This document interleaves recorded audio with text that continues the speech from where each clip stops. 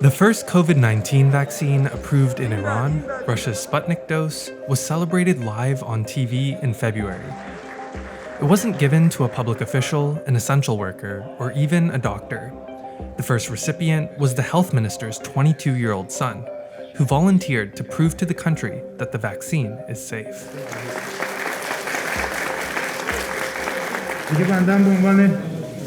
عضو کوچکی از این جامعه حداکثرین اثری توی اعتماد بخشی به این عزیزان داشته باشم این دن گردنم نمونه. Iran was one of the first countries to experience a major outbreak, and it's reported about 68,000 deaths, the highest number for any country in the Middle East. Today, more than a year into the pandemic, it has vaccines for less than 2% of its population. Its supreme leader has forbidden doses made by British or American companies, so Iran's cobbled together a supply from Russia, China, India, and most recently, the UN's COVAX program. Frontline workers like Olduz Valipur are now dealing with a fatal fourth wave of infections, with more than 25,000 new COVID cases a day. فشار کاری زیاد شد، شیفتامون زیاد شد، نزدیک تعطیلات عید بود، تعطیلات عیدمون کنسل شد، حالت آماده باشه شرط جنگی برامون اعلام شد. Valipur works the morning shift in one of Tehran's biggest hospitals, taking care of COVID-19 patients in the ICU. خب من شیفت کاریم هم امروز بود، علاوه بر این که میرم شیفت کاری واکسنم هم حالا داخل شیفت دریافت میکنم. نوع واکسن، مارک واکسن اصلا مهم نیست. مهم اینه که هر واکسنی که دستمون اومد باید بزنیم که همه‌گیری بیماری، پاندمی بیماری تموم بشه. تو چی دردتون گرفت؟ خیلی. من این سری درد داشت خیلی. The Russian vaccine was the only one available to Valipur, but some of her colleagues say they'd rather wait to get an Iranian-made shot. There are currently 3 in clinical trials.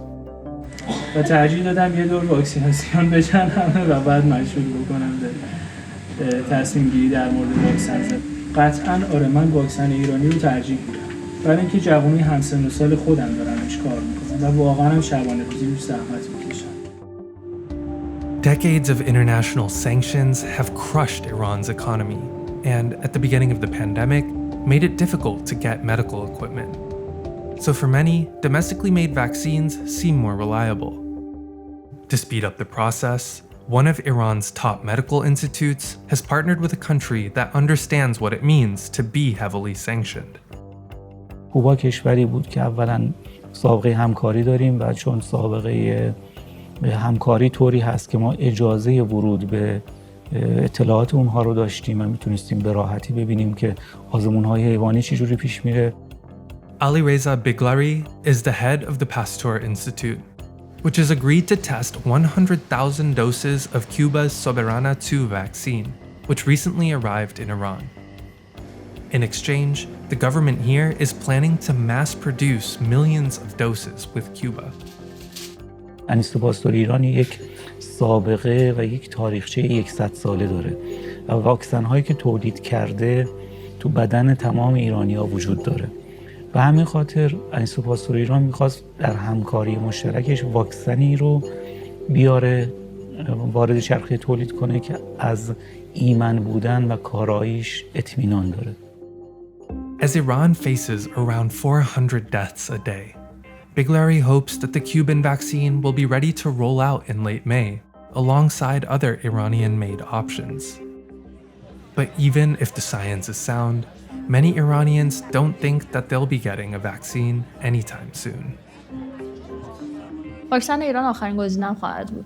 نه به خاطر اینکه فکر می‌کنم که ما توان مثلا علمیشو نداریم، ولی به هر حال یه خط تولیدی نیازه که ما امکانات زیربناییشو نداریم.